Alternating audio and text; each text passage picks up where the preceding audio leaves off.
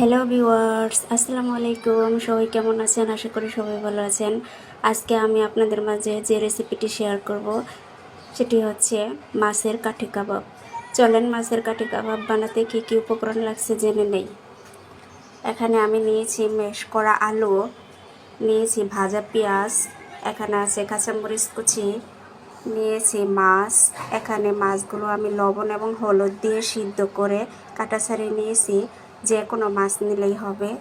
এখানে নিয়েছি bread crumbs, এখানে নিয়েছি কর্নফ্লাওয়ার, এখানে আছে জিরে গুঁড়ো, আছে গরম মশলা গুঁড়ো, স্বাদ মতো লবণ, আর লাগবে ডিম।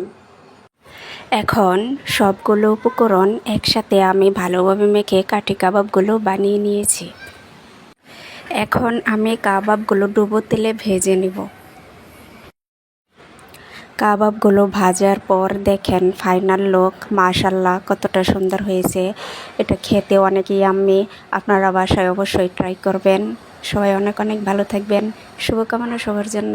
ধন্যবাদ সবাইকে।